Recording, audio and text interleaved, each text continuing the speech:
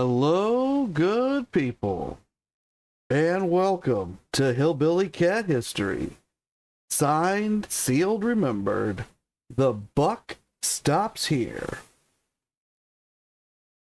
And today, we're going to finish up with Jerry Reed in the recording studio in September 1967. And we're going to move on into later September. And we're going to find out what happened and what was going on with Elvis at that moment. And we're going to do that right after we come back from a song. Hello, Gunn. Thank you so much for coming. Appreciate seeing you here.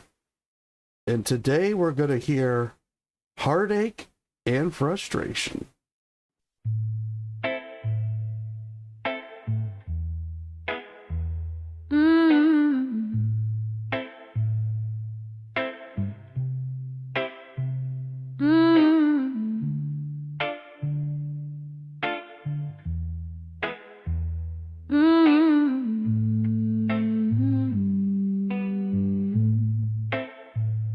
He walked through the chapel, vows gone too fast.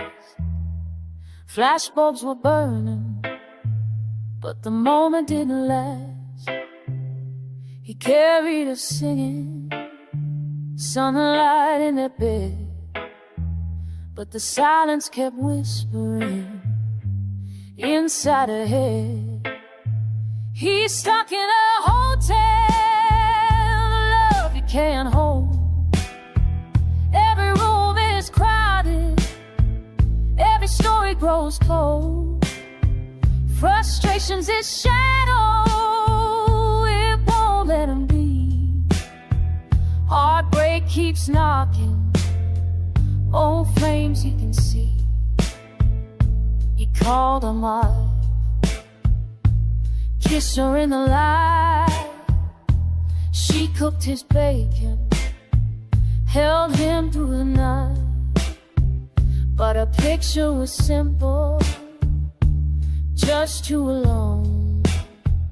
While the world kept intruding, love turned to stone. Their eyes met again, the fire's still strong. He dropped to one knee, said he loved her all along, but the door closed behind her. The moment couldn't stay. She felt that he faded as he walked away on the speedway set. She fell in too deep. He kissed her softly, a secret she kept. I'm sorry, he whispered, then he let her go. Now she treasures the memory more than you know. He's stuck in a hotel of love he can't hold. Every room is haunted, every story grows cold. Frustration and heartache, they echo through time. Three women, one singer, lost in the rhyme. Love's a hotel, he's trapped in the hall. Doors keep on closing, he can't find home at all.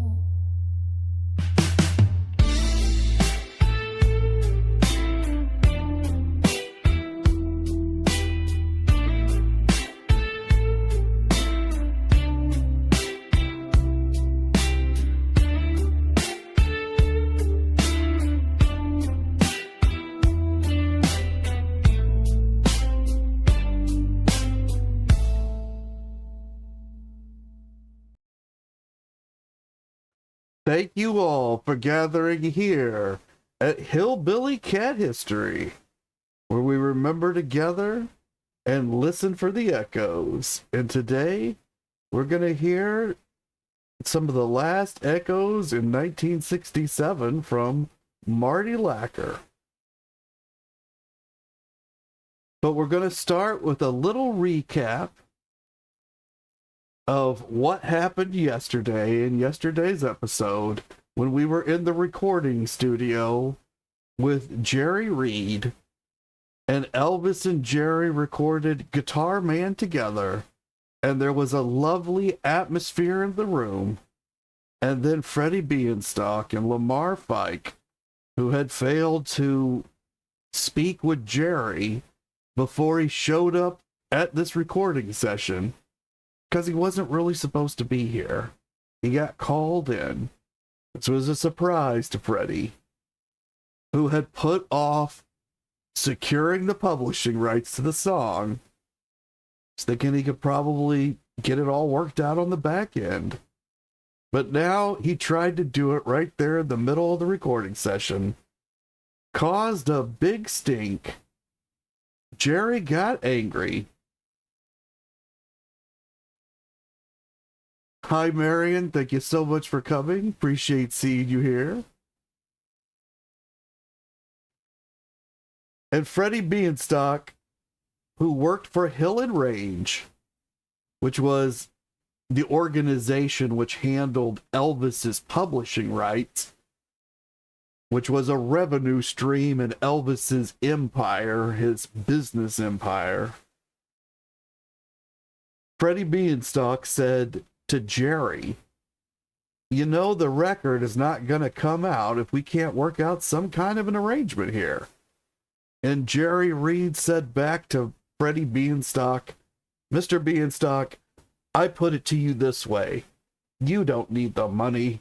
Elvis doesn't need the money. And I'm making more money than I could spend right now.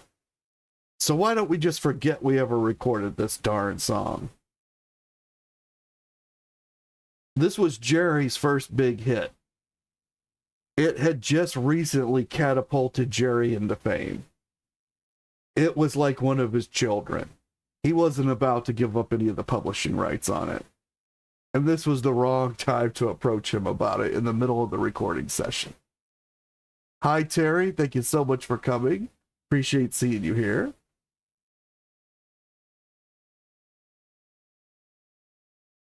And Jerry is adamant that he's not going to make this deal right now, and he's angry that they're trying to pressure him into it. And Peter Goralnick, who is the lead Elvis historian of our time, he says that Jerry Reed had strong opinions of his own from the start, and he never wavered in his own belief that he was going to make it, and he was going to make it his own way. So Peter points out that Jerry is as much an individual as Elvis, and he's not going to cave in.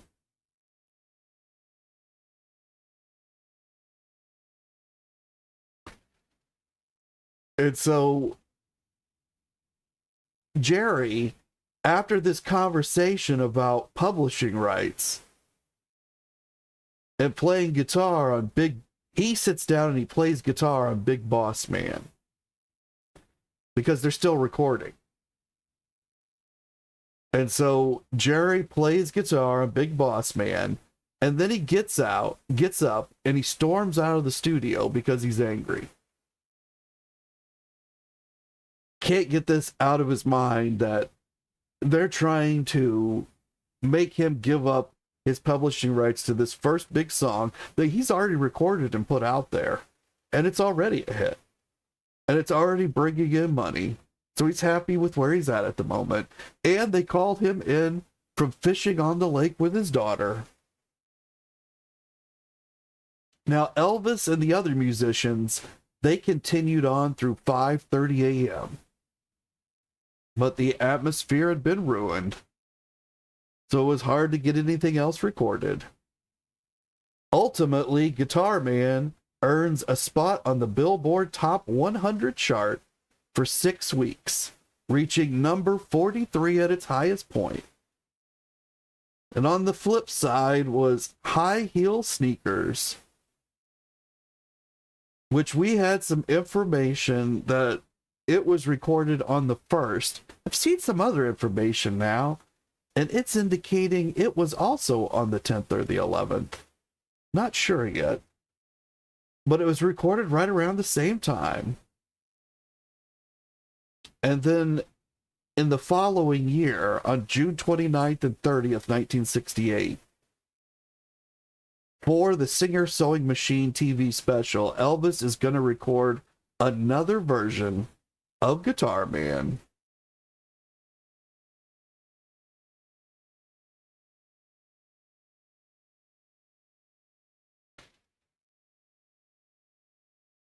And on September 11th, the day after this all happened with Jerry Reed, Elvis went back into the recording studio and he recorded Just Call Me Lonesome,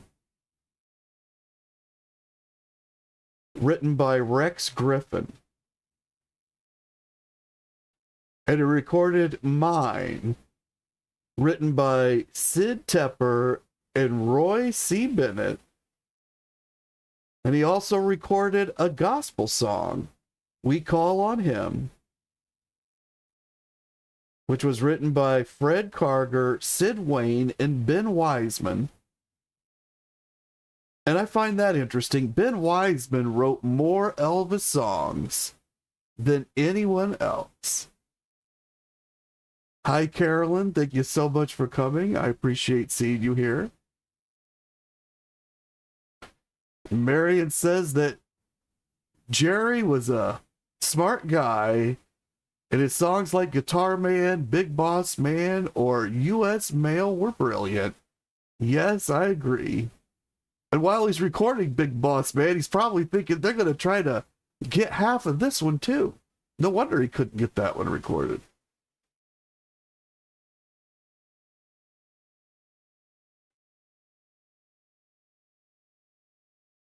And so Elvis, on the 11th, he's recording yet another gospel song. So if you're following me in the other series, which we had a little trouble with this morning because my main internet connection was down, but luckily there was a backup available.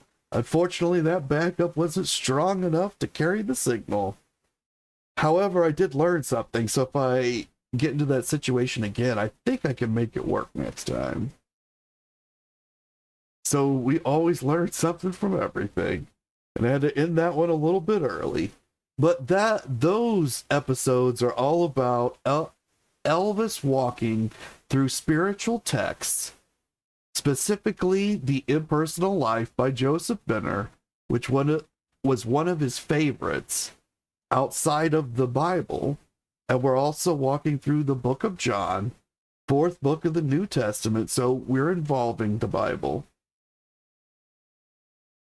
And here Elvis is recording a gospel song in this important year of 1967.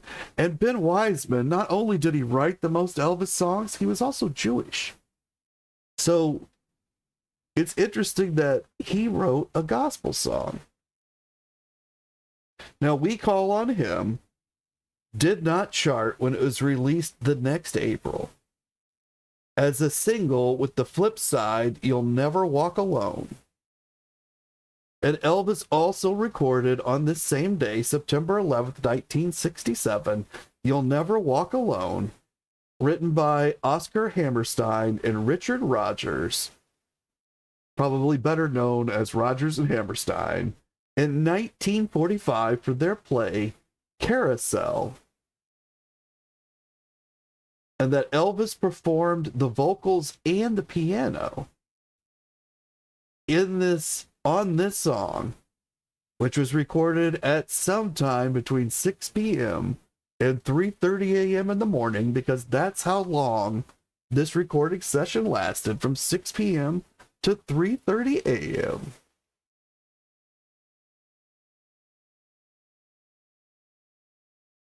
And Pat says that she's so glad that I'm back live again. Thank you so much, Pat. I appreciate it. And that you thought it was on your end. Nope. Most of these problems are on my end. It seems like there's a lot of obstacles that try to come between me and making these broadcasts, but we're going to keep making them. And I'm going to keep trying to hit this 2 a day like I've been doing. And David says that he's got no picture now. David, I think it's got to be something with your tablet, because I think everybody else is getting a picture. And Marion says that she had a black screen a few days ago. So one thing that I do notice happens is that you arrive early for the broadcast, it will not always start up. And I've also noticed that sometimes when you first log in, if you're coming directly into this video, sometimes what you're saying about a black screen will happen and you'll have to reload. So I think those are kind of known YouTube quirks that happen every so often, especially with the tablets and the phones. And Pat says that she loves that song, You'll Never Walk Alone. And Gunn said that she thought it was her device until Pat said that she didn't hear anything. And Pat said that she really had no idea. Yeah, and sometimes those things come in the way, but we got a good 40 minutes in this morning, so I was pretty happy. And like I said, I think I can make that work all the way for an hour next time. I can change my settings slightly. So I'm always learning something during every one of these broadcasts. Now, we're about to come upon an event that Elvis was involved in that I'm going to bet that none of you have ever heard of. It's something that happened at the gates of Graceland itself.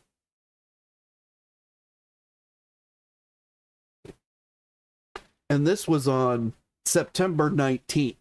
So at some point between September 11th, when Elvis recorded these songs, and September 19th, he returns to Graceland because he's at Graceland for this event. And it seems like he's recently returned. Now, he was in Nashville to do these recordings. So it's just kind of a hop, a skip, and a jump to get over to Memphis. He could do that pretty easily in a car or in a plane. So I'm assuming that he returned. Well, let's remember that we had some information that said that when Elvis came to this recording session, he flew in on the night, and that they left Priscilla in Bel Air, California. So perhaps they returned to Bel Air, California, and then they got Priscilla, and then they came back to Memphis. I am speculating wildly, but I know that Elvis is in Memphis on September 19th. And Gunn says, did Jerry have a good career without Elvis when he left him? Oh, yeah. What we're looking at on screen right now is the album Jerry Reed Rides Again, which is an LP. It's got bunch of songs on it, or maybe it's an EP. I'm not positive. But it's an album that comes out in the 70s. I'm not an expert on Jerry Reed, but I do know he was in a lot of demand. He was in movies. He wrote a lot of songs. He had a great career. He was always friends with Elvis. I don't think they ever connected again. And they never got to work together again. And he wasn't going to sell the rights of any of his songs to Elvis. But Elvis still released the songs, and Jerry retained 100% of those rights. So Jerry's like one of the very few songwriters who did that, who was able to retain those rights. And Gunn says, so he didn't regret leaving Elvis then? Well, he was never really with Elvis. They just came together to make this one song, this one recording session. Jerry was always doing his own thing. And so they just, it's like they came together to go fishing for a minute in the same boat. And then once they caught their fish and the afternoon was over, they just never happened to get into the same boat and fish again. Although Elvis, according to Jerry, recorded 4 Jerry Reed songs. And that means Jerry got paid 100% publishing on those 4 songs because he didn't give it up. And Gunn says that she's sorry for all the questions, but never heard about Jerry Reed. Now, feel free to ask all the questions you got. I can't promise I can answer all of them, but I find all of them interesting. What you guys think to ask about and what I've maybe neglected to get it. I should have closed this piece with saying that Jerry got that 100% of that publishing, that he won that fight, basically. And that Elvis honored that by publishing these songs. And Pat says that Jerry was in a lot of movies. Yeah. And he was good. I mean, he's a good actor.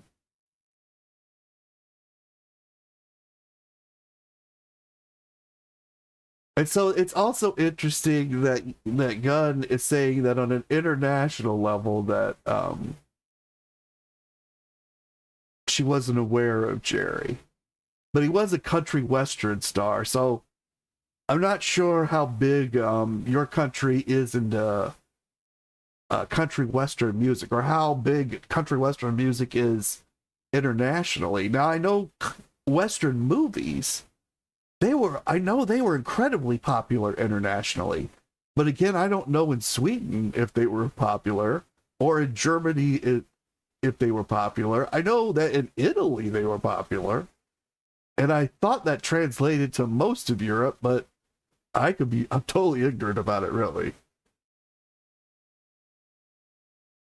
And David's saying that Roy Orbison first offered Only the Lonely to Elvis. That's interesting. And I do know that Elvis, he really loved Roy Orbison's voice. And he felt he was one of the greatest singers of all time.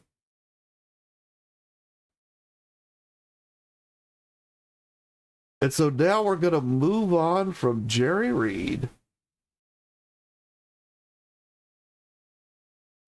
And we're going to move about 8 days ahead.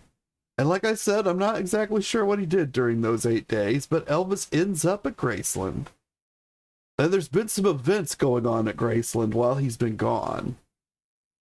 And now Elvis has to get involved. And Gunn says that she guesses her eyes were on Elvis, and that country was not very popular here. Well, and country's really about rural Americana, so that doesn't really surprise me. And Marion says that she didn't know about Jerry Reed before she started to learn more about Elvis a few years ago. So that's interesting too. But of course, these people are singing in English, so I'm thinking, and again, I don't know, but I'm thinking Elvis is one of the few purely English speaking or singing people who's broken through internationally and globally. I know there's a few others.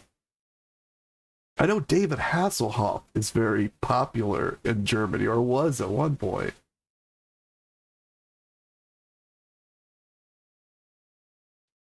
And so Elvis, he's back in Graceland. Oh, I've got my slides out of order. Hang on just a second while I fix this, because I've got a different piece that I want you to see first. Okay. Here we go. So we've got this newspaper report. Gunn says that country's still not a big thing there. Yeah, and I wouldn't think it would be. And Pat says that Elvis was the first to break through internationally with just an English voice like this. I think he was the first that went completely global. I definitely believe that.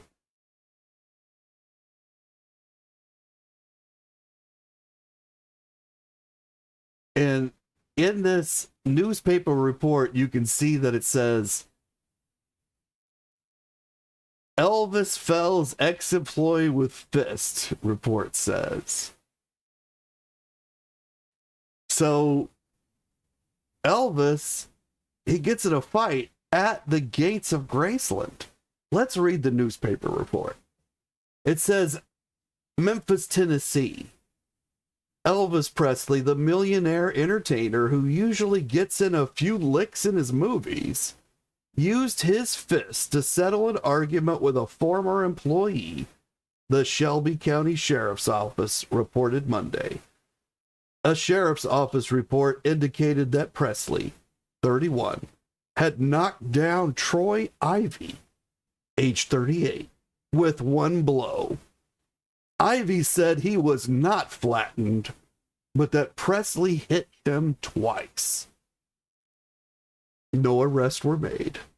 Patrolman D.E. Strasser and A.J. Miller said the incident occurred Sunday at the front gate of Presley's estate, Graceland, in suburban Whitehaven. They quoted Presley's father, Vernon Presley, as saying he had given Ivy a temporary job as a yard man 4 months ago, but that he had let him go a month later when the regular yard man returned to work after being sick. Vernon Presley said Ivy came to his home Sunday morning and said he was going to whip me for not keeping him.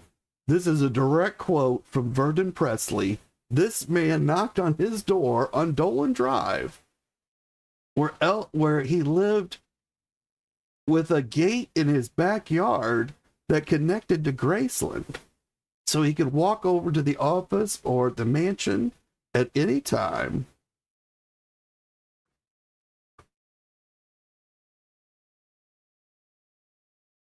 And Marion mentions that Engelbert, I believe that's Humperdinck, and Frank Sinatra and Dean Martin are also well known in Germany.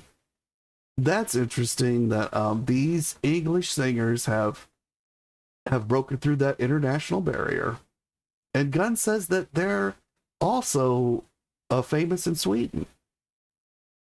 And you gotta wonder why that is. Does that have something to do with their distribution networks, or does it have something to do with their intrinsic talent? That's very interesting.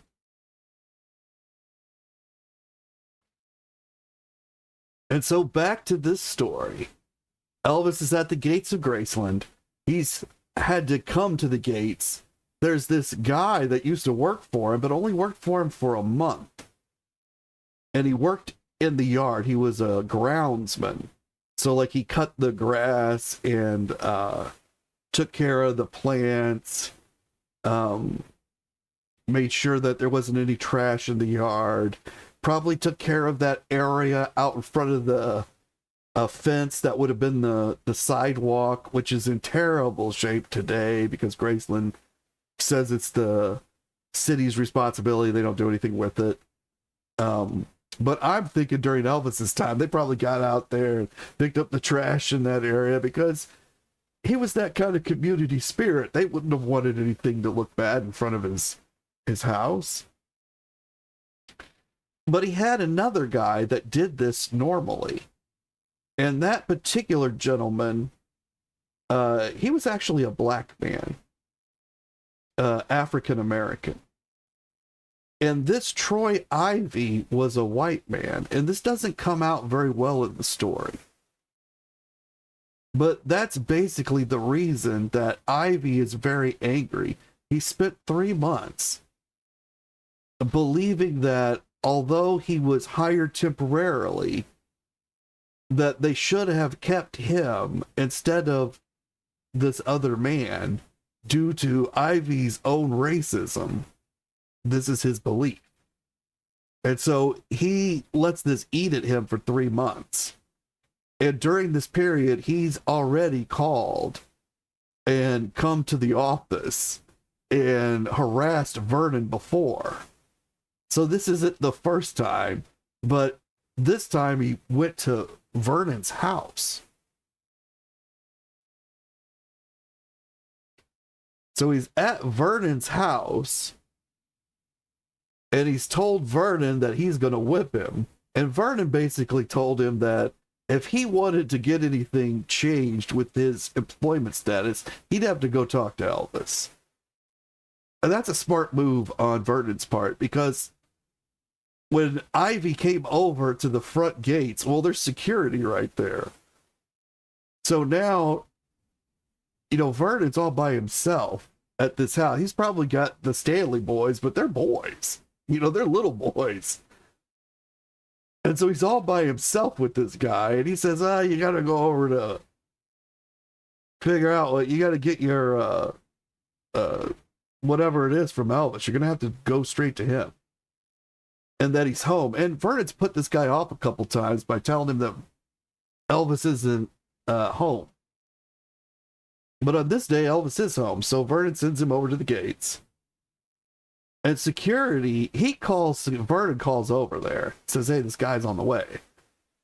And security calls up to Elvis. And Vernon's already told Elvis about this guy. And Elvis, he gets very angry. And he heads right on down to the gate.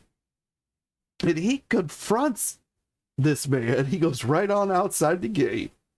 And he confronts the man about having threatened his father. It wants to know whether he wants to, back those words up at this moment. And Troy takes a swing at Elvis. And Elvis, we know that he's a black belt in karate at this moment. And that the black belt, he's a second degree at least by now. And these two black belts for sure came from Hank Slamansky. And Elvis, he hit the mat a lot of times, earning these two black belts. So he could take care of himself in a fight. And when this guy swings at him, Elvis hits him right in the face. And that knocks the guy down and basically knocks him out. And about this time, the police show up because security has called the police. Whoever's in the guard shack, whether it's Vester or Travis or whoever, they called the police. Like smart individuals. The police show up and they say, Mr. Presley, what has happened? And he tells them the story. And he says, I hit the guy and he's down. And that's when Troy jumps up and says, it's not true. He hit me twice. And that's why they've got this in here about how he hit the guy twice. And this story goes on and it says, after Ivy drove away from Vernon's house, Vernon apparently telephoned a warning to his son, who was vacationing on his estate between movies. And the officers quoted Elvis as saying, Ivy arrived at the gate very violent, belligerent, and arrogant. The entertainer said Ivy told him he was going to whip him, and then took a swing at him. Presley told officers he knocked Ivy down with one blow, and then the former employee got into a station wagon, drove about 100 feet down the highway and stopped, daring Elvis to fight. Elvis, who denied statements in the report, said he did not threaten anyone. He said he had merely gone to the elder Presley's home to see about getting his job back.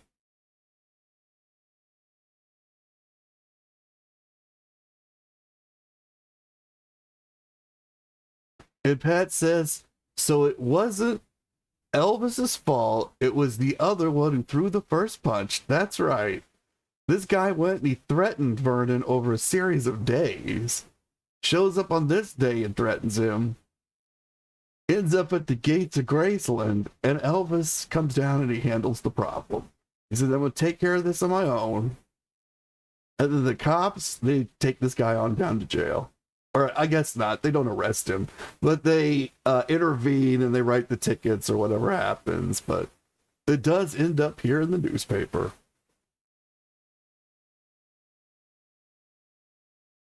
And Pat says, did he get his job back? No. This man does not get reemployed by Elvis. He was only there 1 month. And it was only a temporary thing. And thank goodness it was temporary, because they might have got stuck with this guy forever. And Gunn says that she trusts Elvis told the truth. And he said very violent, belligerent, and arrogant. And that the man said he was going to whip him. And that's the same thing he had said to Vernon, that he was going to whip me for not keeping him on. So I thought that was an interesting story about something that happened at Graceland that I don't think any of you have ever heard about. Had you guys ever heard about that before?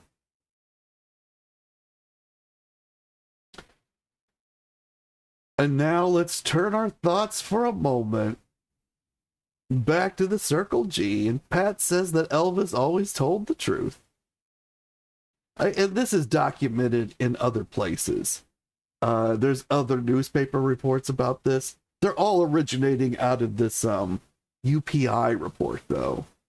But this did happen. It was reported all over the country.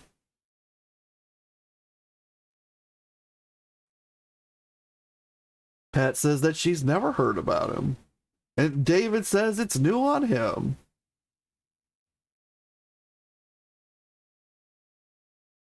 And Marion says this is a story she didn't know. Well, I'm glad I could bring a surprise out of the archives. And that's what Elvis was doing on September 19th. I don't know what else he was doing, but he took care of a pesky issue that had been hanging around for about 3 months. And Vester Presley, who works there in the guard shack, he says the Circle G is a real nice place. But after a while, Elvis sells it. And Lamar Fike says that, well, to go back for just a second, Vester Presley, he's the brother of Vernon Presley, who is Elvis's father, the man who was threatened in the story that we're looking at on screen. And Vester works in that guard shack. He might have been the one that called the police during that story. I don't know. But Vester says the Circle G was a real nice place. But after a while, Elvis sells it.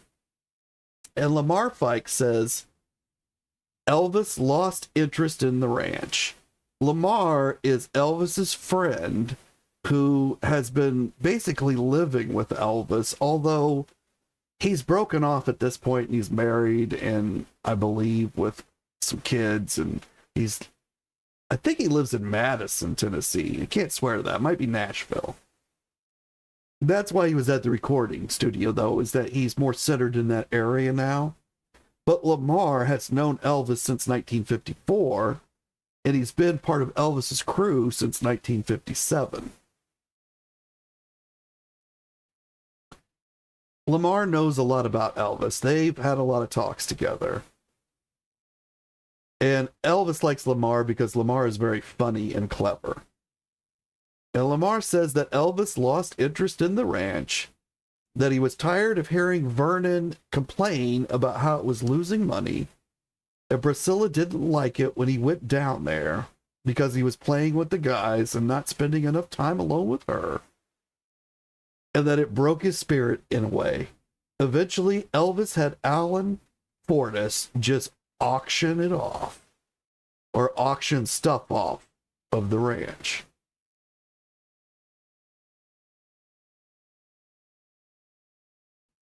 So Lamar is foreshadowing an event that's about to occur, where Elvis is going to make a decision to basically not go to the ranch anymore. And that means he doesn't need all this stuff at the ranch. But before we get there, and Pat says, how could Elvis lose interest in the Circle G? So I think this was a function of he just got married. And that was really what this was all leading up to. He had been building like this perfect love nest or family nest where he could raise this family. But a lot of things had blocked it. And I think that he eventually looked around and said, you know what? I already got Graceland. I'm going to focus over on this. I've got these other things I now want to do. I think his mind started to clear after he got married because of that tremendous pressure was now off of him. I think he was also very happy about the thoughts of being a father, and that this all combined just to push away the need that he had had for Circle G, that was this creative outlet, because we saw that he was building things here. And I think he transfers that energy into his career. And that's how he's able to focus on the comeback special. And Pat says that Priscilla was jealous and needy, and that's according to Lamar here. That's what Lamar is indicating. And David's saying that the ranch lost money. It didn't really lose that much money when you get down to it. He ends up making almost all the money back. That's a major myth. Now, there's a lot of money tied up in it at this moment, but Elvis is about to buy a $400,000 property in California. Elvis is not having any money issues. That whole thing. Now, Vernon's very concerned, and Vernon does make a stink about things, but there's not as much of a money issue as you would think. Now, people will point to a lot of things, and there was cash flow issue. Cash flow was a problem. Cash flow's not quite the same thing as money, but it could feel like it.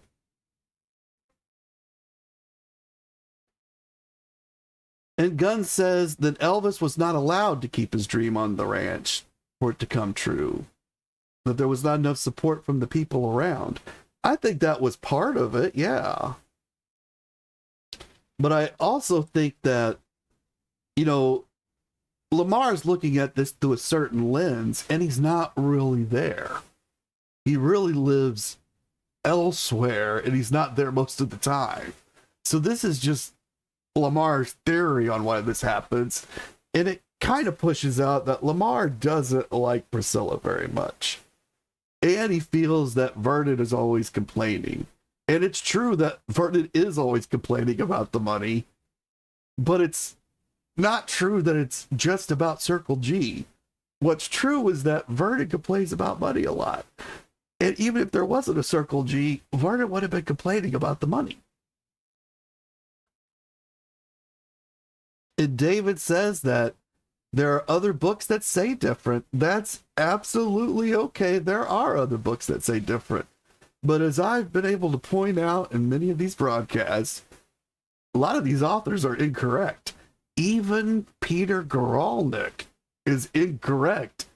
Even on the dates in certain, or the movies he's quoting in certain places of his book.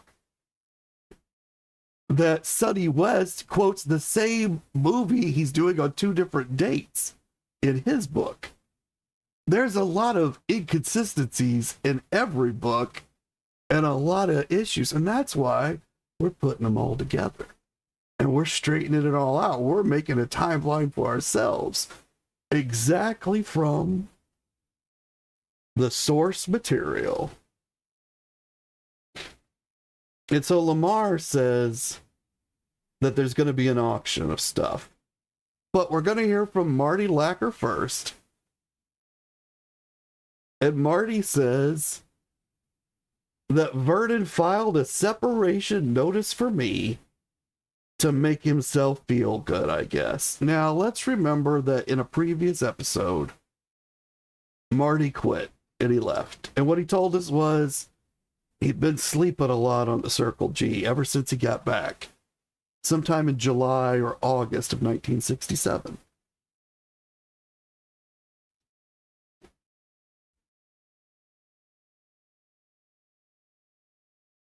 And David's saying that he was talking about Joe Esposito. Okay. Thank you, David. I appreciate it.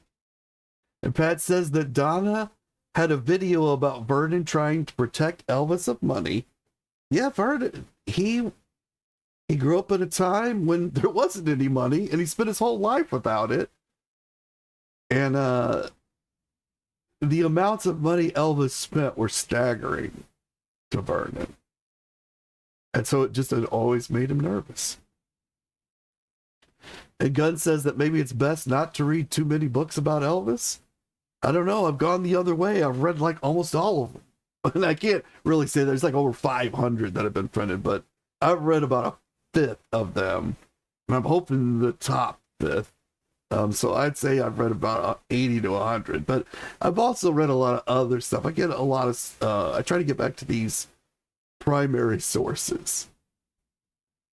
And the books are all great if you remember that they have a particular slant. You can't go in and think, oh yeah, this guy, because he was there, everything he says is the truth. What's true is his perception of the events, not what he believes happened in the events, but that he had that perception. Now, there's a few that they make things up, but for the most part, they're really telling the truth of what they believe.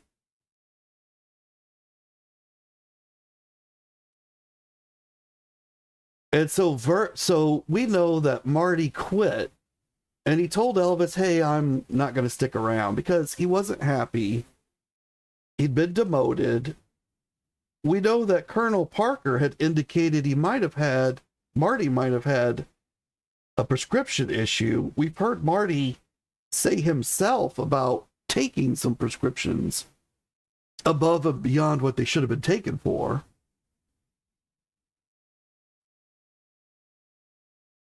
But we were under the impression that Marty left voluntarily.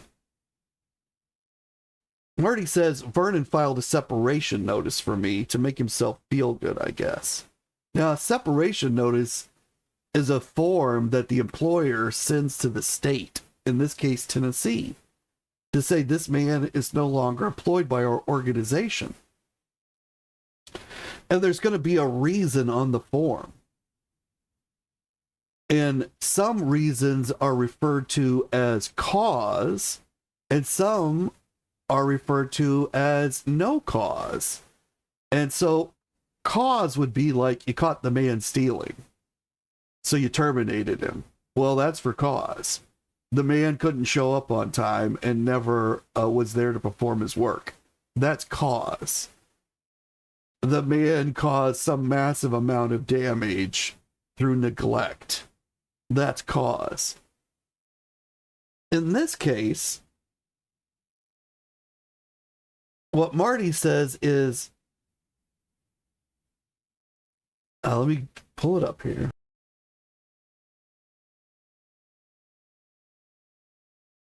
What Marty says is that the form is from the Tennessee Department of Employment Security, and it's dated September 22nd, 1967. So that gives us the last day that Elvis paid Marty through. And he may have given him pay even past that point as part of a severance package. Marty doesn't indicate that. But that's the last day that Marty truly worked for Elvis, according to the paperwork.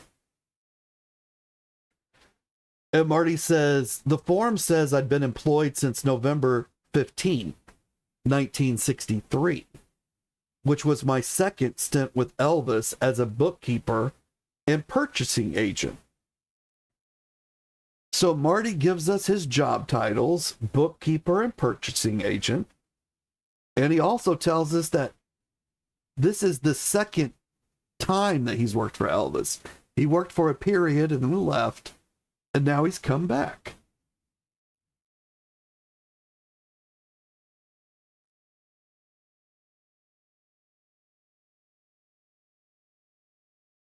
And Pat says, do we know if any of those books are true or just their opinion? Well, Pat, that's what I'm stripping us down to. What are the facts? And then I layer back in these people's opinions. So like when we just heard from Lamar, That's not really fact, but that's his opinion of the period. And then we can compare that to the facts and determine, oh yeah, he's telling the truth, or, Lamar had a very unique perspective of this period. Now, Lamar's perspective wasn't necessarily unique. All the guys disliked Priscilla. But we've also heard from Priscilla's end that all the guys were behaving very badly. And she was trying to instill a family environment. So it kind of feels like both of those perspectives are true. And then we have to ask ourselves, like, either end of a guitar string, where those points exactly are, because the tension between them, that note that guitar string would make, is the truth of the event.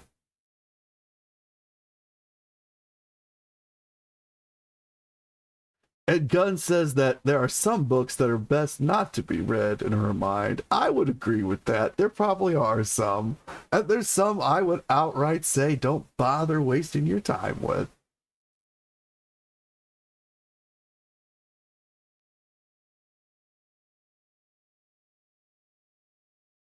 And David says that he has a low opinion of Lamar Fight because he helped out Albert Goldman. Lamar was no good with money, never could handle his finances, and Lamar had to pay the bills. And I think Lamar actually thought Goldman was legitimate because Goldman had written other legitimate stuff. However, Lamar, if he'd read those things, which I don't think he ever did, he might have understood that Goldman was not going to come into this unbiased. But back to Marty. Marty says that at the point I left, my take-home pay was $181.80 a week. Now, the really important piece in this sentence is the word take-home. Because take-home pay means after taxes. And so in America, we have our gross pay, and that's what your employer tells you that they're paying you. And that's what the government uses to figure your taxes on. And then the government takes their taxes for the week or the pay period, whatever it is, because they know you're not going to save it and give it to them later. So they take it up front and they give you what's left, and that's your take-home pay. And you might have other things taken out, like insurance payments and like for medical or dental or whatever, but you might not have any of that. Marty didn't have any of that coming out of his pay. But he does have federal and state taxes and local. And so once they take their cut, he's at $181. But he doesn't actually make $181 a week. He makes somewhere between $225 and $250 a week. And then he has his taxes taken out. Now, everybody else who's going to talk about what they make from Elvis, they talk about their gross pay. So it's important to note that Marty is using the lowest figure that he can.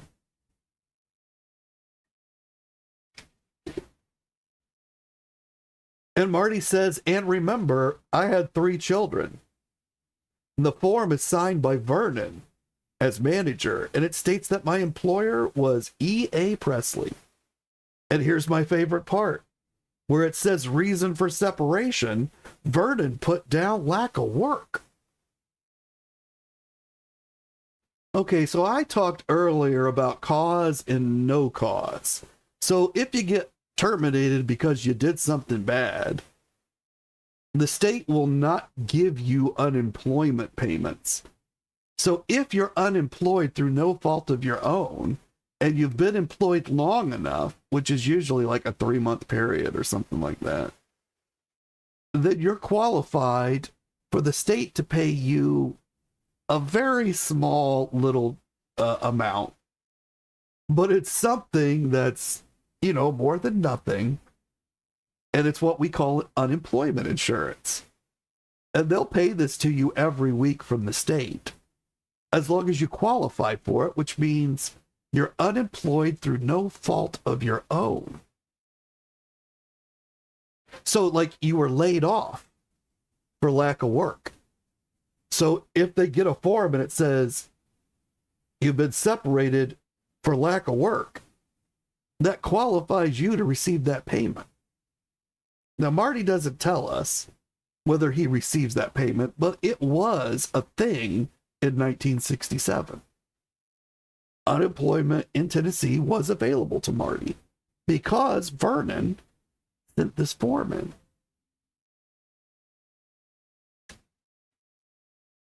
Now, Marty appears angry, and this is in 1979 when he says this, I believe.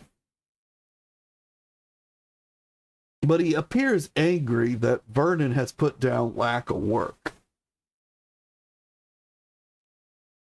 But without that form, Marty could not have collected on the unemployment if he did, and I'm sure that was the intention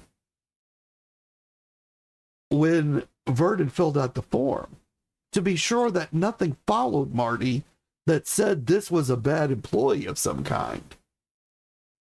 They wouldn't have wanted a paper trail like that for Marty, because Elvis was his friend. Now, in the next episode, because we're out of time, we're going to take a look,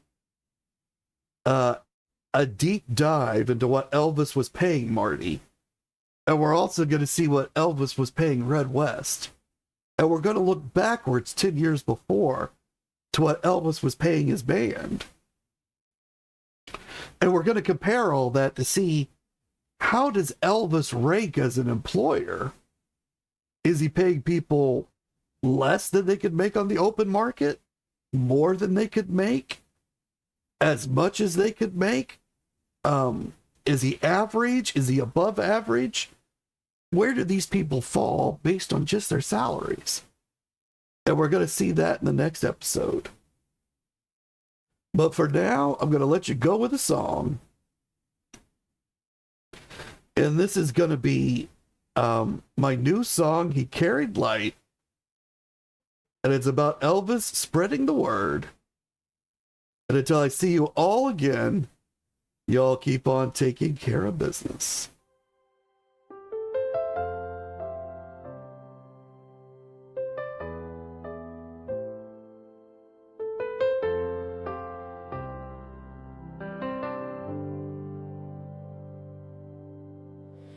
In the margins of the pages his voice still speaks, whispers of longing, of love that seeks. These are all the notes, every thought, every prayer, a father's searching heart still breathing there. To do your will in my purpose he wrote, a bridge of devotion, a living note. Through the Bible's lines, through the books he kept, the light of his spirit forever swept. Like a bridge through the troubled night, he carried love, he carried light. Every word, every song, every plea was a path to unity. He showed the way and we will follow, through joy, through pain, through each tomorrow. The unseen hand, the guiding flame, love eternal in his name. To held the book with gold on its face, the impersonal life, his sacred place. Larry gave the gift, and Elvis was changed. New doors opened, horizons rearranged. He is within us at all times, he said. A chorus of hope where the faithful are led. Fans sent their prayers, the Bible's the song, and Elvis carried their faith along. Like a bridge through the troubled night, he carried love, he carried light. Every word, every song, every plea was a path to unity.